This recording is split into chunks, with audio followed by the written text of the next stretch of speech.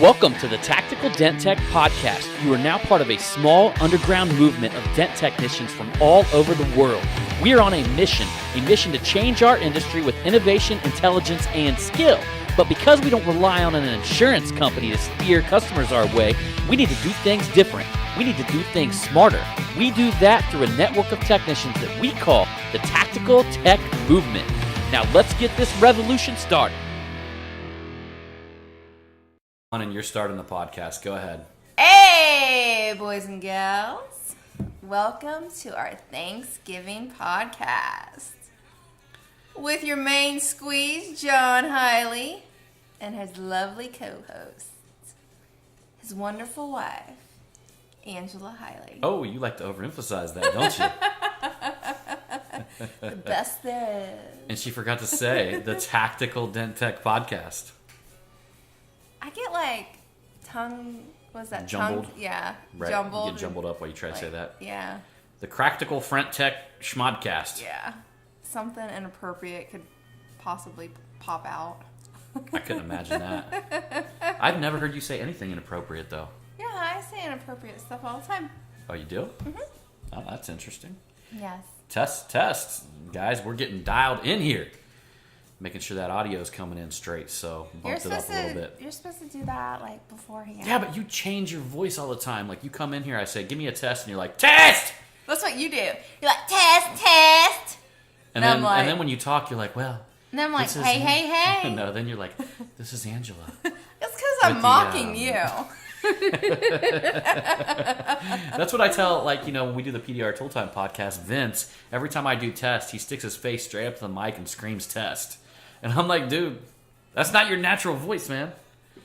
Yeah, but then when you're like wanting me to like, you're like, oh, it's your turn. You're going to introduce the podcast. You like want me to say, hey, everybody. And I'm like, that is so not me. I didn't tell you to say, hey, everybody. That's what you want me to say. Hey, everybody. I don't think that I've ever at one time directed you on how... Tactical Dent Podcast. Mm-hmm. I am your host, John Hiley.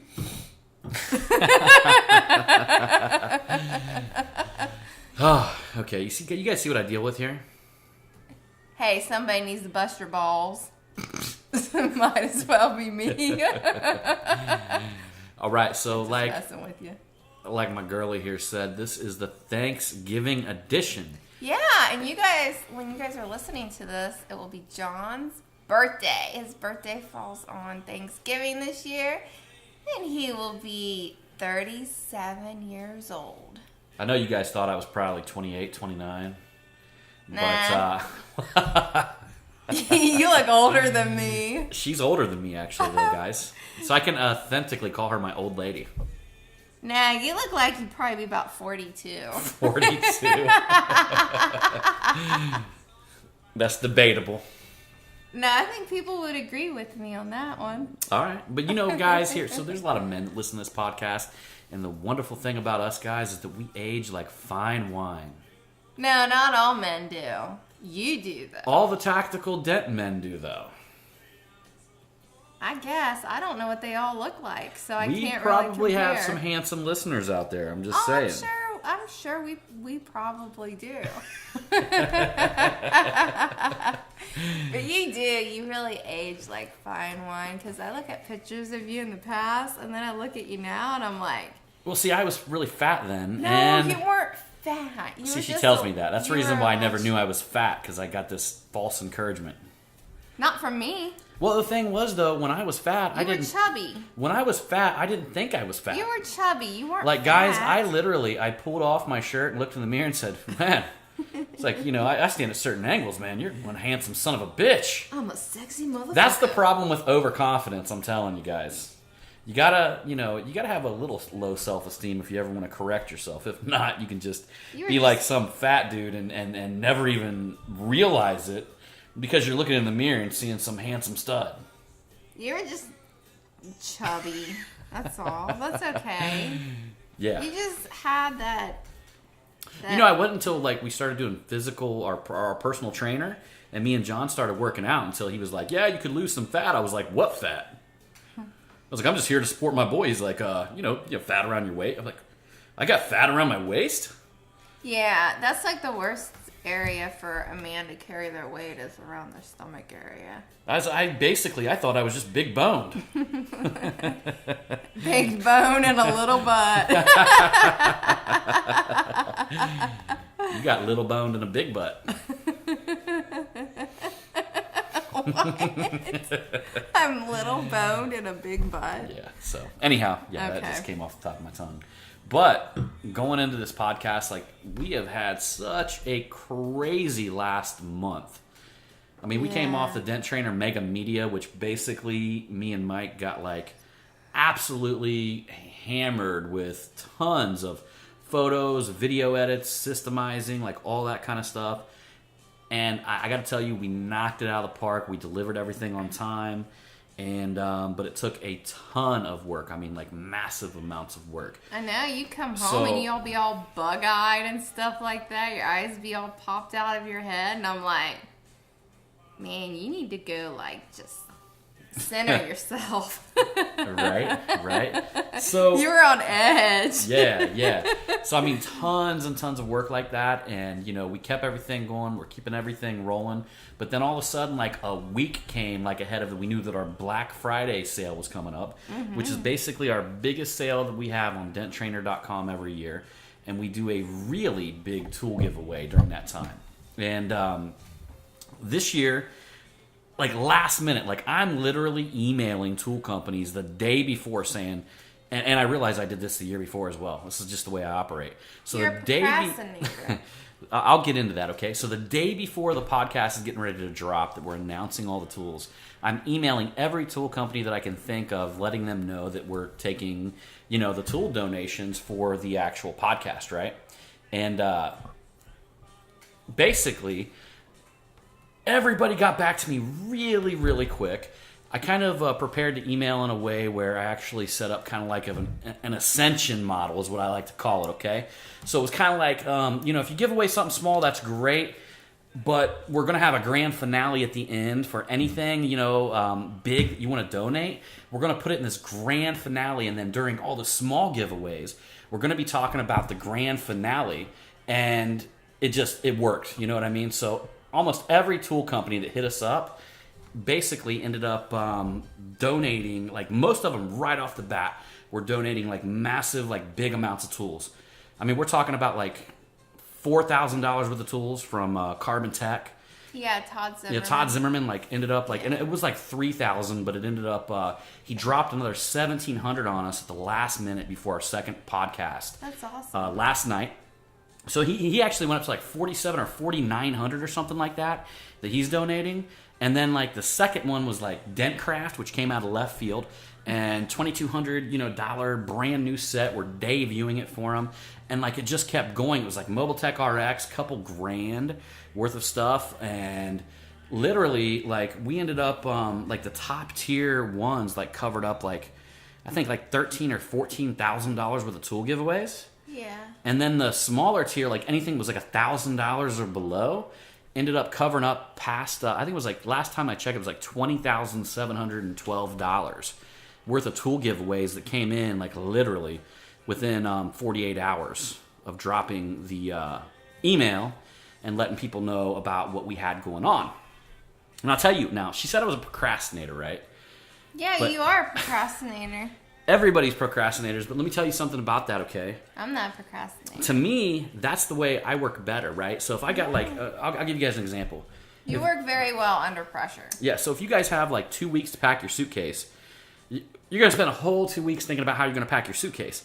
But if you got like a half an hour before you hit the plane, trust me, you're going to hit the necessities, you're going to hit them hard, and you're going to roll, okay? No, you're going to forget some stuff. Be all right. It's not going to be the important shit. You're not going to forget your underwear. But if you do, you can buy more. You would forget your underwear. I probably would. You'd only pack maybe like 1 or 2 pairs when you would need probably like 5 or 6. Underwear's cheap. I wouldn't forget my passports, my plane tickets. But it's a lot. That's it's a what's lot important. easier though, I would think, for like a guy than it is for a girl. Right. But like I said, because it was a last minute, here's what happened. Basically, the email or the mainly Facebook Messenger that I sent out, it was kind of structured in a way that had urgency and scarcity tied into it, which basically is like, dude, like it's urgent, it's scarce, and if you're at the top tier level, man, we are going to tear it up for you. Mm-hmm. And like people responded, and it's just gone wild. I mean, like we had a live show on last night on PDR Tool Time, and the engagement was off the hook. People are looking forward to it. I don't know how many messages I've got for people that want to sign up to Dent Trainer, because what happens is when you sign up to Dent Trainer, if you get a quarterly, which is like half the price of normally what it would be, you get 1 ticket entry. Okay? If you sign up for a 6-month, you get 2. But if you sign up for a yearly, you get 4 entries into like the drawing, for the tool giveaway. For like the bigger ones? Almost everything. I mean, there's probably 10% of the tools are going to go on PDR Tool Time. Yeah. To anybody who is like a PDR Tool Time listener or in the group, we're going to be doing some structured, interesting giveaways to people that are really motivated to get tools. But anybody who's a Dent Trainer member, basically, we're putting the big drawings, and then the tools are going to be given away based on whatever number they come in at. Yeah, so that's what's been going on. And like literally, it's stressful, but it's good. It's like a good type of stress, like a stretch you, make you better type stress. And then over, this last weekend, we were definitely stressed out. Mm-hmm. I think you actually got kind of like broke down a little bit, didn't you? I think I did. But, basically, she's going to tell you what had happened right here. And I'm trying to, I don't know what it is. I feel like I can't get the audio in tonight. Hopefully, you guys, I'm going to even this out. But our washer ended up actually going out. On Saturday morning. Did a load, and it did not want to drain or start spinning. So I'm like, what the fuck is going on here? Call John. He comes home from the shop, and I'm like, this bitch is not draining. Wring the clothes out. Then I have to get a bucket and empty as much water as I possibly can from the washing machine. And then we had to pull that bad boy out and pull the draining hose out and drain it manually. And then after that, I went to go get my hair done and come back, and John and I was like, well, we're going to troubleshoot and see if it's something easy to fix. It wasn't, so we decided that we were going to go and buy a new washer and dryer. Which basically led me to the point where I had to drag them bitches down the steps. Yeah, we had to take the old one, because they're upstairs. So we had to take the old ones down and then bring the new ones up. And we bought a front loader washing machine, which is like, what, three times heavier than Actually, the front loader we bought was 400 pounds. Yeah.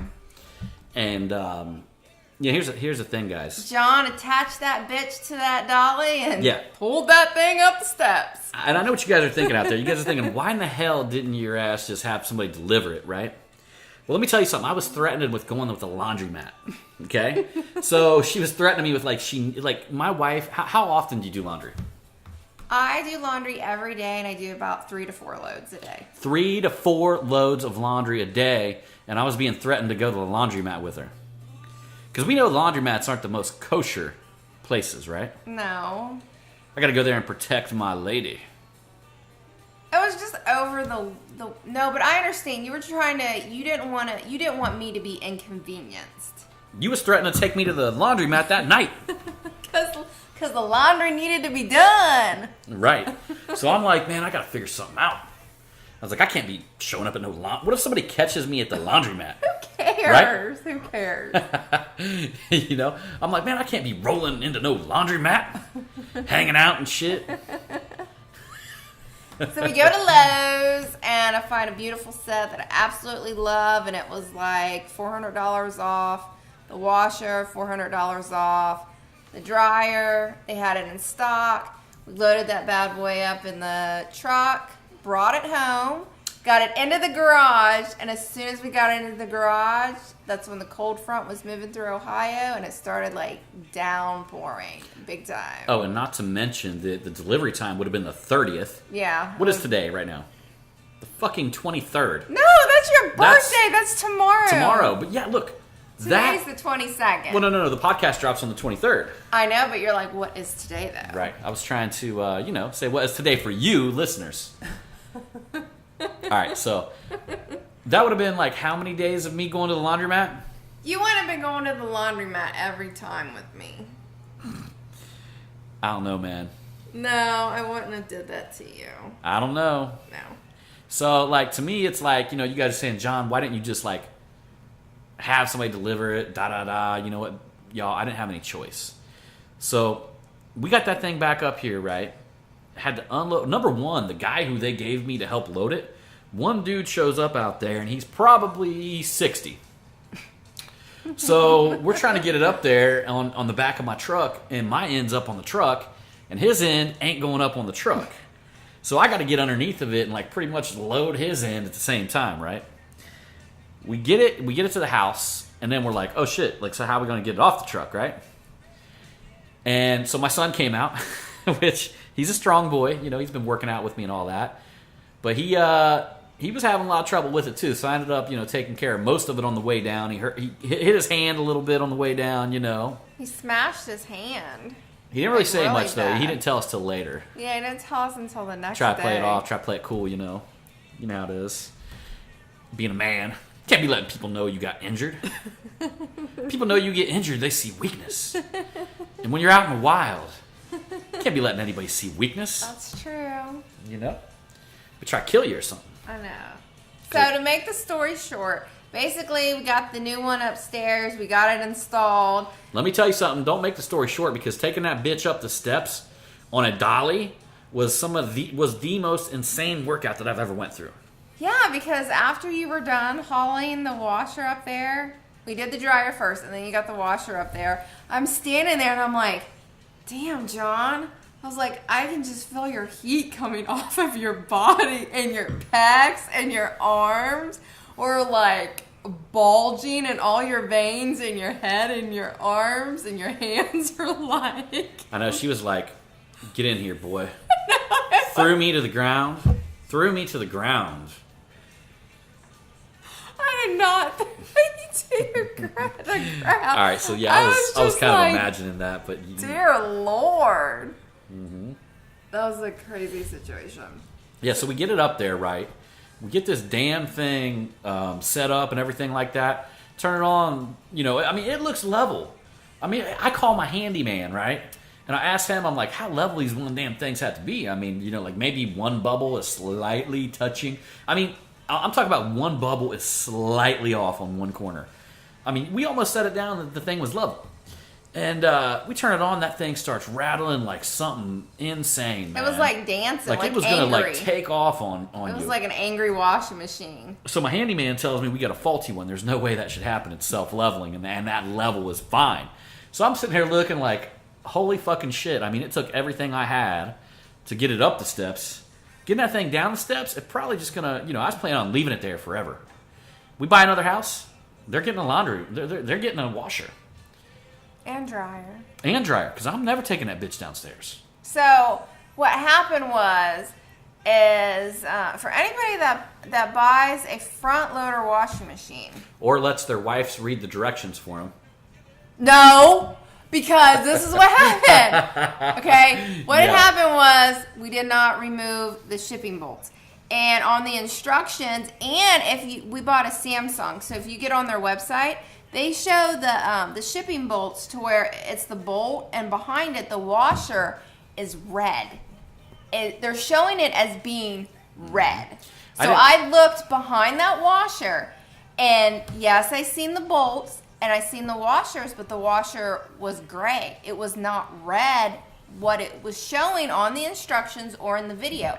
So I watched another YouTube video, and there was this gentleman. He had this southern accent. He was funny as hell. He had the same washer and dryer, and he's like, you got to remove these damn things. And the washers were gray. So John and Jonathan at the time were getting their haircuts, and I called John up, and I was like, we got to remove these shipping bolts. I'm like, bring home your... What's it? Them thingamabobbers? Yeah. What are those Mind things? this, guys. This is after 10 hours of troubleshooting. But what was that? I was like, bring home what are them things called? My socket set. Yeah, your socket set. I was like, we need a 10 millimeter. John brings those home, removes the shipping bolts, and the washing machine is just good as gold. Good as gold, y'all. So anybody that buys a front loader washer, remove these shipping bolts. You could have 3, you could have 4, you could have 5, and it can be a bolt with a red washer. It could be a bolt with a gray one, or the bolt or with a black one.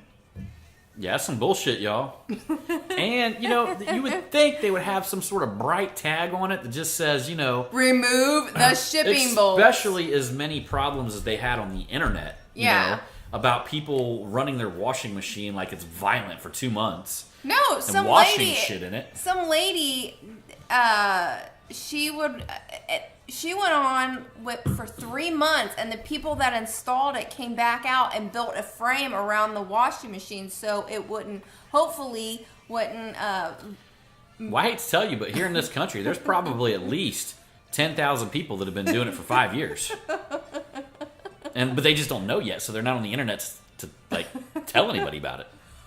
I don't know. But basically, those shipping bolts are to hold the drum in place. They just think they got a really shaky machine. No, the shipping bolts are intended to hold the drum in place so that way it doesn't get damaged during transport. That thing goes wild if you don't take them things off. I mean, it moves into corners and stuff like that. It looks like it's getting ready to attack you.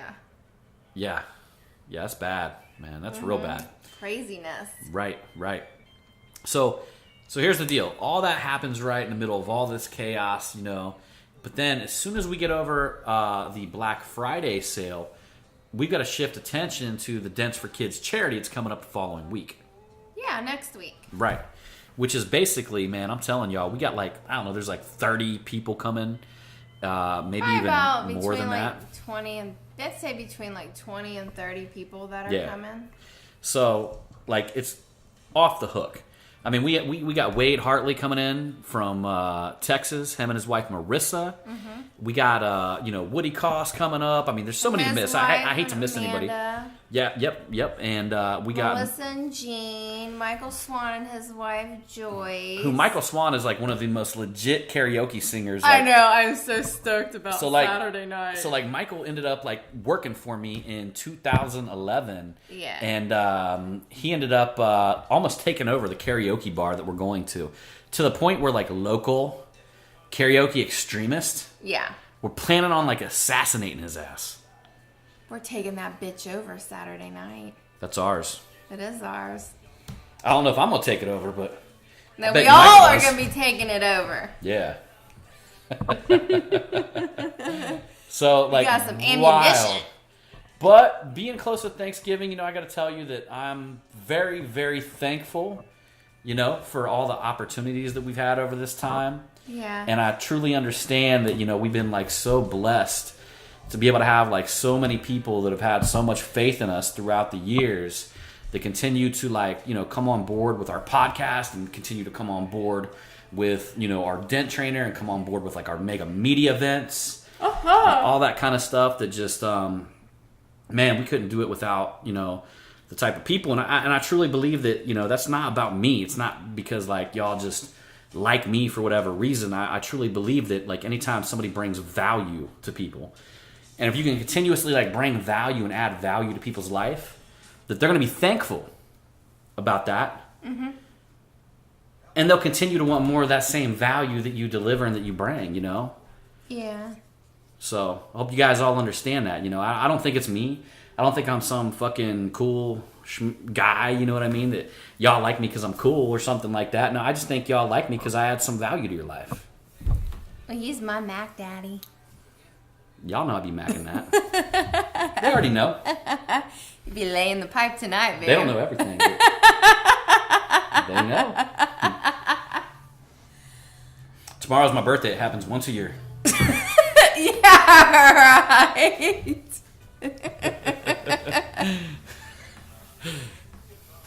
That would be sad if it only happened once a year. Yeah. Don't you think so? That would be so sad. I knew a guy. I actually know a guy. That would be so sad. I actually know a guy who only had sex with his wife once in 4 years. We're not going there. That's such a Debbie Downer story. Man, oh man. Listen, if you ain't getting it in at least 3 times a week, there's something going on. Right. I bet that Pornhub on his internet browser is running like a gas pump, man. Running like a gas pump. Oh, I don't even want to picture any of that. I'm just saying, and it's probably worse, man. You know what I mean? It's probably worse than that. Much worse than that. There ain't no way people can operate like at that. One of the greatest things that Brian Brenner, we need to have him on the podcast. He's hard to nail down, guys. Yeah.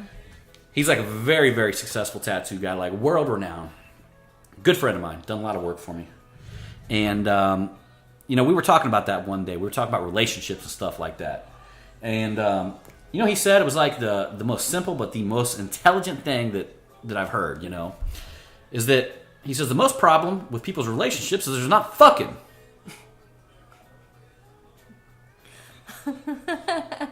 He's Why like, are you looking at me so serious? No. He's like, if you're not fucking, 2 or 3 times a week, yeah, of course there's gonna be something wrong with your relationship, You got to be getting it in. Y'all ain't connecting on certain levels. Yeah. Need to be connected on. Yes. So. You can always tell, though, like with you, you'll get really, like, irritated and just kind of like, and I'm like, yeah, we need to be taking care of that, and just kind of. All men feel that way, don't we, men? Soldiers, tell me how irritating it is.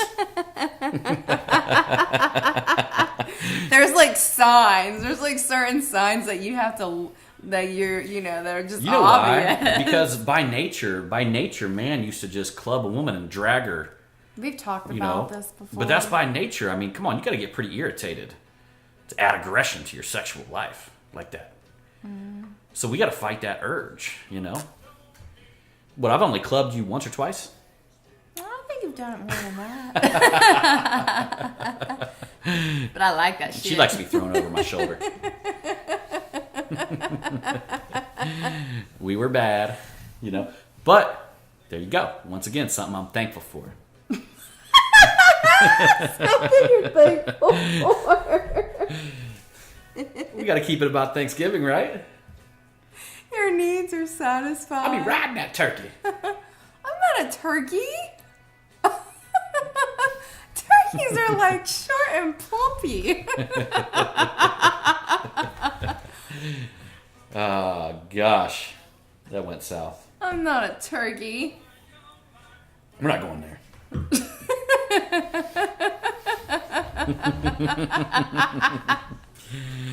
Yeah, so anyhow, y'all, we were thinking about some funny Thanksgiving stories. This is my favorite story of all time. This story can be told over and over and over and over again, and everybody laughs. It's a family story. It was kind of always like a family tradition that was always told every year. Yeah, maybe a few times a year. You're about to see how ghetto my family traditions are right now. My family traditional story, you guys are about to hear full on. So that's a good time. But just picture this. John and I, this is when we were first together, just dating. All right. No, we got to start a little backstory, okay? Okay. A little backstory, okay? Okay. So, and some of you guys know this, but some of you new listeners might not. So early on, I was adopted by my grandparents, okay? Like when I was like 6 months old or something like that, okay? So my mom was really young when she had me. My dad was in prison. And my grandparents adopted me. So my whole life, since I've been like 1 year old, I call them my mom and my dad, okay? Because they adopted me. They were legally my mom and my dad. And they raised you. And they raised me, right? So you got to think about, I'm with my grandparents, right? Who are much, much older. So it's not like your parents probably you grew up with that were, younger and, and all that kind of stuff. And at this time, they were in their 60s, their early 60s. Early 60s. Mm-hmm. So imagine this. Think about doing this to your grandma and grandpa, So, and look, I was reluctant to tell the story at first, but then I was like, fuck it. I've like told you guys everything. Who cares? I love this story. Like, why do I care, right? This is like my favorite story of all time. And, I know you guys are cool. Y'all ain't going to judge me for it. And you guys half of y'all probably done way, way worse. So, I mean, here it is. So we ended up like, when me and her first met, right? You want to start the story out? So John and I, we met, and John used to go down to this place called 407, and it was our party house. Yeah, it was a party house, and they would have a Thanksgiving party like a week before Thanksgiving. Fucking party too, guys. Yeah. I mean, you want to talk about party? And since John's birthday was always around Thanksgiving, he had friends that used to give him these amazing birthday gifts. Yeah. And John one year got a bag of clippings. Clippings from a friend that was a grower. He grew like, I wouldn't call him like a grower like y'all would think, but like a person. He had like he lived out in the country and had a bunch of weed that he was growing. Yeah. Go ahead. Oh, you want me to keep you're telling the telling story it? good enough. I'll cut it. Yeah. No. Okay. So John gets these clippings, and he decides that he really wants to make brownies. And his mom was like all into it. She made the batter up and everything. I told her, like but that. you can't have none of these brownies. So John's mom, Nidra's like making up the batter and all this and that. I didn't get to the house then at that time. And when she wasn't looking, John poured all the clippings in there, and then he just kind of stirred it around and stuff like that. And she was like, okay, John, go ahead and just pour it in the pan and stick it in the oven. I already have the oven preheated and everything like that. And he's like, okay. And she's like, well, what I'll go ahead and do is what is it, like 20 minutes to make brownies or something like that. She's like, I'll go ahead and get them out of the oven and let them cool for you. So then when they are getting ready to be pulled out of the oven, that's when I walk through the door, and John's like, hey, I made these brownies. Look what I got. Yeah, like, woohoo, look what we're going to get My birthday. And I'm like, okie dokie, let's do that, So Nidra pulls the brownies out, and they're already cooled off, and John's like cutting them up and stuff like that. And we leave them downstairs though, don't we, at first? Or No. What we upstairs? ended up doing, we took them up to my room thinking they would be, safe. Okay, that's right? what we did. So we didn't intentionally like leave them there or anything like that. And we ate like one little slice of them and was like tore up from the floor up. Yeah. I mean, like laughing and like tore giggling up. We were having one hell of a like time. a 2-inch by 1-inch square. Mm-hmm.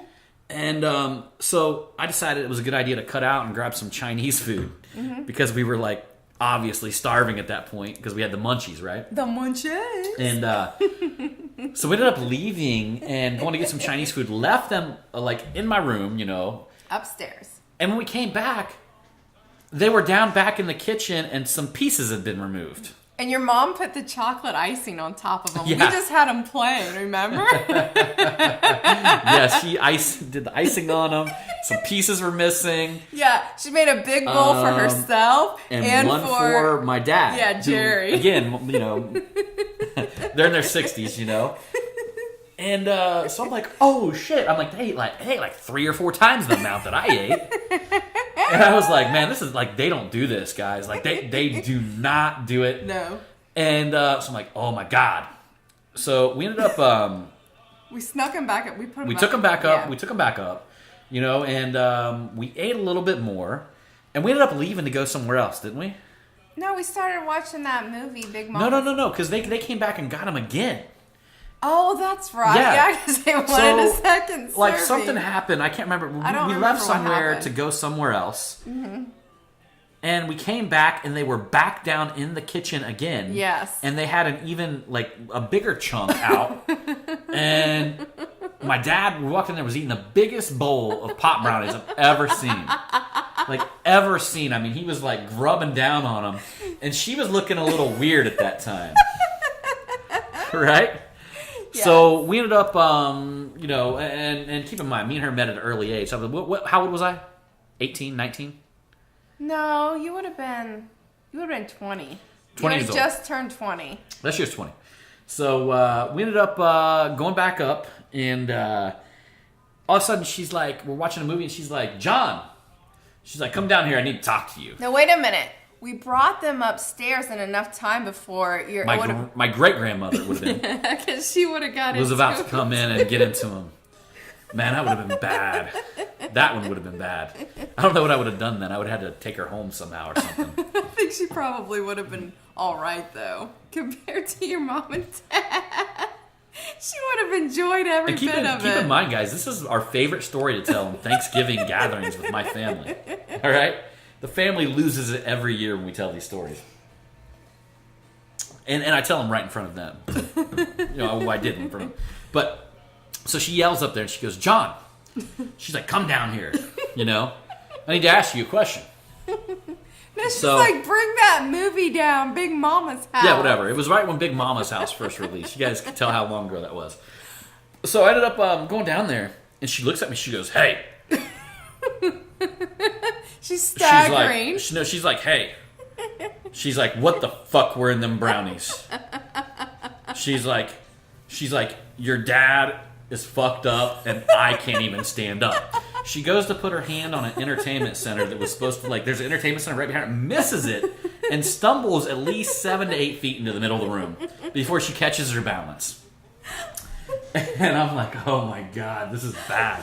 So I grab her by her arm and they both had these chairs that sat in their living room where they had recliner chairs where they watched the TV and there was a couch on one side. They had their own. He had his, she had hers, right? Yeah. So I literally walk her into her recliner and I'm going, Mom, it's okay. It's okay, just follow me. And the whole time she's shaking her head going, she can't even say anything. She's going, Rrr. She's like, Rrr. She's giving me this look, And I take her and I sit her down. I'm like, look, just go to sleep. It'll be okay. It's going to wear off on you. Don't worry. The entire time, my dad is watching TV and he's laughing, going, Don't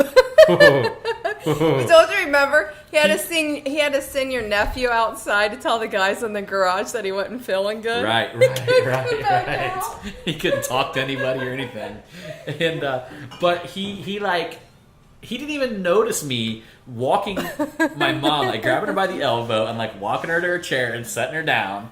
He literally, his head stayed straight. Mm-hmm. He only looked at the TV and just laughed. Yeah. And she ended up sitting down. I'm telling you guys, she looked like she was flying on the spaceship. I came down, I would come down periodically to check on her. Yeah, I went down there and she looked like she was flying in her chair. Yeah, what was that? She was holding a grip onto her cushions. What was that? Magnavox? Did I pronounce it right? Magnavox TV you're talking about? Yeah, don't you remember they used to have those commercials where that guy would be sitting in his chair and he'd be gripping it and his hair would be blowing back. I swear that her hair was blowing back. Yeah, that's what was going on. Well, that's what she was just oh my God. Yeah. I even disconnected the phone line because I knew they'd be okay, I snuck down there and I could disconnected the little, because we had a phone plugged right. I disconnected and was oh no. Yeah. We can't have them call the ambulance. Something like that. Yeah, the next morning I had a pretty lengthy note because she had to go to work. And basically it said that, yes, me and your dad made it in the morning. And da-da-da, and blase. Yeah, but here's the thing, though. When she was eating those brownies, she kept picking out little green pieces of stuff in her teeth, and she couldn't figure out what it was. Parsley or something? Yeah, she's like, I thought it was parsley. She was picking out green stuff. We just put parsley in our brownies. But she just kept eating them, just kept going on with it. What it was is that they ate the first batch and they were feeling really good. They were enjoying themselves. They were and then they got the munchies a little bit and they're like, ooh, we need to eat some more brownies. And then they ate the second batch and that's what kind of what you guys got to understand about eating that shit is that it's unpredictable. Yeah, it's different. And all of a sudden it can just take you over. Yes. To the point to where there's no going back. No. And there's no controlling it. You just gotta and ride. Anything like that. Yeah, ride the wave. It's really, really, really, really intense. And oh man. And and the funny thing is, y'all, I'll tell you how cool my dad was, is that probably 2 weeks later, me and her actually made a legit pan of brownies. Yeah. Just ones that we wanted to eat or whatever. Yeah. And we came in and some pieces were missing. And he said, he's like, He's like, yeah. He's like, I wasn't sure it was in them brownies, but I thought I'd just, I'd take my chances. Yeah. I think he had a good time, really. Yeah, I think he was like, man, I want to eat some more of them brownies. Yeah. So we all got funny Thanksgiving stories. Mine might be a little bit ghetto. It's not ghetto. That's My family likes it though. That's like one of the funniest stories ever. Everybody always thought it was kind of like payback in a way towards your mom because your one brother was like always trying to grow like a plant or two up in his bedroom, and Nidra figured out what he was doing. She would steal the seeds. Yeah, and she would go up there and like dig the seeds up, and then he would still be going up there to water them and stuff like that. Nothing would happen. Yeah. So everybody thinks that story is hilarious. That's like one of the most epic stories ever. And you guys heard it here on the Tactical Dent Tech Podcast. Because you know what, man?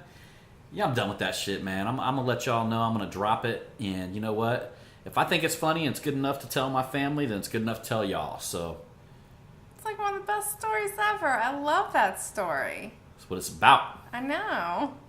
It's all about them giggles. Them giggles, right? Right. So anyhow, y'all, we're just going to leave it like that. We're going to leave it like that. Yeah, we're going to let that marinate. We're going to let it marinate. Story. I do hope y'all have a blessed Thanksgiving, though. So any of you guys who are listening to this, or gals that are listening to this on Thanksgiving, hope y'all have a wonderful day. Yeah. I hope y'all actually spent some time, if you listen to one of our previous podcasts, thinking about that gratitude. Thinking about what you're grateful for. Because, living in this country, having the available opportunities that we have, I noticed that sometimes, like, we can let little things bring us down, What do they call them? They call them the... Like my washer and dryer scenario. Yeah. That shit tore me up, man. And then I realized that, holy shit, I was like, look what Ethiopians deal with. And then I told her, I was like, I would actually pay some Ethiopian people and feed them to do this shit for me. What do they call... You imagine how many Ethiopians would take to drag a 400-pound... It's called one world problems. Is that what it is? First world problems? Yeah, first world problems. There we go. It's like, oh my god, my iPad won't work on the airplane. I'll never get any work done. It's like a 3-hour flight. I'll be totally backed up. Like, oh my god. It's going to cut into my dinner. I have to go to the laundromat. John's like, fuck that shit. I ain't letting that happen. I'll do anything to avoid the laundromat. Anything. Although there is a bar right around the corner. No, I think there's one just like in walking distance. I could have been like, hey babe, I'm going to have to go get some change. Mm-hmm. 2 hours later. No. I hope everybody has a great Thanksgiving. It's like my favorite holiday. We always have the best food for Thanksgiving. Turkey, mashed potatoes, green bean casserole, sweet potatoes, pumpkin pie, pecan pie, crescent rolls. I'll be honest with you, I don't eat any of that shit. Yes, you do. I eat very, very little of that shit. Oh my god. I'll be stuffing his face. I ain't gonna be stuffing my face. Yes, you will. You'll be like, rum, rum, rum, rum. Yes, you will, sir. All right, y'all. I appreciate you, and we'll go see you on that next one. Yes, we will. It's all about the hustle.